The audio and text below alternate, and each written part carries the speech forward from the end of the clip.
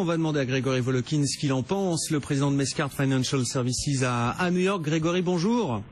Bonjour. C'est vrai qu'on a entendu déjà beaucoup de choses sur l'Apple Watch et notamment cette critique qui est faite à Apple d'arriver en retard sur ce segment, en plus sur un objet qui n'a pas encore fait l'objet justement d'une vague d'adoption massive. Qu'est-ce que vous en pensez, vous ? J'en pense exactement le contraire. Je pense que l'avantage de Apple, c'est d'arriver à un moment où petit à petit, ils vont pouvoir proposer des améliorations, ce qui va introduire un cycle de produits. Vous achetez une montre aujourd'hui chez Apple, dans une année, elle sera beaucoup plus performante, elle aura beaucoup plus de nouvelles applications, et donc ça va être un peu la même dynamique qui s'était passée avec le premier iPhone 1, 2, 3, 4, un long cycle produit. Vous allez me dire tout est approuvé, mais c'était la même chose. Quand Apple a lancé par exemple l'iPad, personne n'y croyait. Quand Apple a lancé iTunes avec la musique online, personne n'y croyait. Donc je pense que là, les gens qui sont un peu dubitatifs seront plus ou moins rapidement pouvez avoir tort. Bon, gardons-nous bien effectivement de sous-estimer le pouvoir et la force marketing d'un groupe comme Apple. On suivra donc la conférence ce soir de Tim Cook. Un mot du marché aussi, Grégory, je ne l'ai pas précisé, mais le marché américain est déjà ouvert puisque vous êtes passé à l'heure d'été 3 semaines avant nous, donc on aura seulement 5 heures de décalage pendant les 3 prochaines semaines et l'ouverture à l'heure de Paris se fait à 14h30. Marché qui rebondit légèrement pour l'instant. Oui, je dirais qu'il rebondit parce qu'en fait, il avait été extrêmement faible vendredi, donc on avait atteint des niveaux un tout petit peu survendus. Et puis ce matin, il y a quand même deux acquisitions, une franchement importante dans le secteur des Real Estate Investment Trust, donc ça c'est dans le secteur des grandes surfaces commerciales. Simon Property qui rachète Macerich, on parle quand même là de 26 milliards de dollars. Le marché aime toujours ce genre d'acquisition.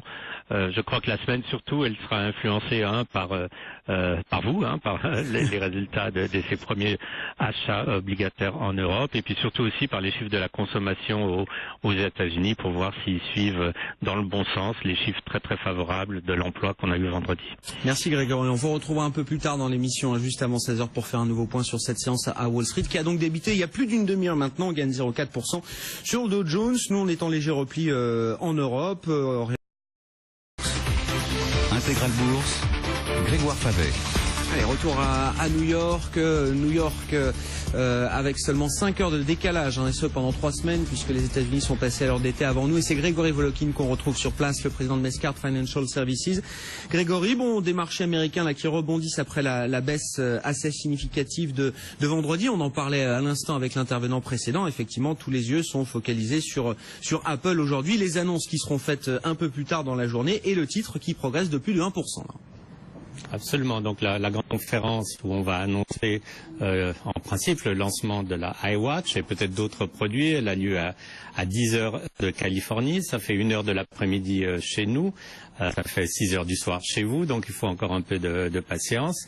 Mais c'est certain que ça va être très, très intéressant, non seulement parce que Apple est la plus grande compagnie au monde par captation, comme le disait votre intervenant, mais aussi parce que si on commence à croire que Apple a besoin de relais de croissance, pour atteindre 1 milliard 1000 milliards de capitalisation en bourse, cette iWatch pourrait être le parfait relais de croissance. Donc, première chose, voir exactement quelles sont ses capacités. On attend de savoir quelle va être la durée de vie de la batterie, par exemple, iWatch. On attend aussi de savoir quels vont être les prix. On parle d'un prix de base de $350, mais on parle aussi de iWatch en or pour le marché chinois qui pourrait atteindre entre 7 et 10 000 $. Donc tout ça, ça va être assez ça, vous y croyez à ce pari-là, Grégory, si jamais il se vérifie, bien sûr, mais vous y croyez à ce pari de l'ultra haut de gamme là et du luxe même, on va dire, pour Apple?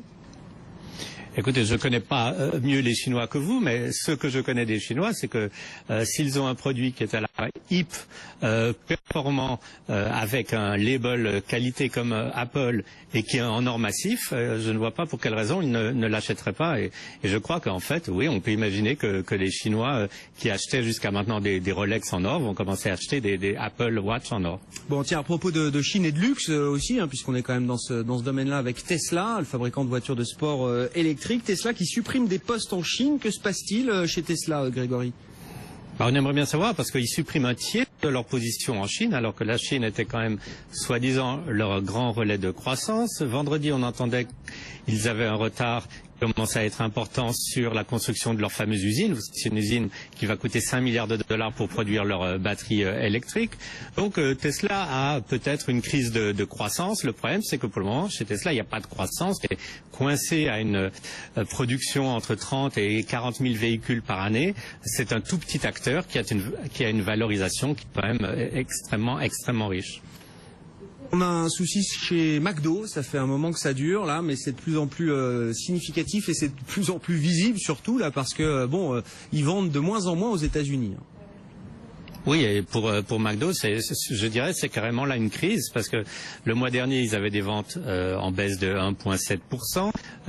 Sur le mois de février, maintenant, ils annoncent des ventes en baisse aux États-Unis de 4%. C'est des chiffres très importants pour une compagnie telle que McDonald's. Donc cette crise, on ne sait pas du tout comment ils vont la résoudre. Ils ont beaucoup de chantiers et le premier chantier, c'est de revenir en fait à leurs racines. Leur racine, c'est le hamburger et actuellement aux États-Unis, il y a énormément d'endroits où on peut manger des hamburgers bien meilleurs que ceux de McDo. C'est quand même quelque chose d'assez important à noter. Et ça va être vraiment difficile, non pas impossible, mais vraiment difficile pour McDonald's de remonter la pente une fois que cette dynamique négative s'est déclenchée. Bon, alors un mot du marché. Il y a quelques deals aussi. Vous nous signaliez tout à l'heure un gros deal dans l'immobilier commercial. Alors évidemment, c'est des enseignes qu'on connaît pas, mais c'est le genre d'opération que le marché apprécie toujours. Alors ces enseignes qu'on ne connaît pas mais qu'on connaît quand même parce qu'en fait c'est Simon Property qui rachète Macerich. Il faut savoir que Simon Property ils détiennent 17% de Klépierre en France, donc c'est un gros acteur dans le domaine de voilà, dans l'immobilier commercial. Alors qu'est-ce que fait Simon Property dans ce cas-là C'est un deal de 26 milliards de dollars. Ils ont envie justement de dépendre un peu moins de l'international parce que Simon Property, non seulement ils ont Klépierre, mais ils ont aussi une exposition dans beaucoup de pays, dans le Golfe Persique, en Asie, alors que Macerich, qui est un autre acteur dans l'immobilier commercial, est purement exposé aux États-Unis et notamment sur la côte ouest. Donc c'est pas un deal amical, donc il va y avoir peut-être des rebondissements, mais ça serait intéressant de voir ces deux grands acteurs des surfaces commerciales, des fameux pôles américains, se mettre ensemble.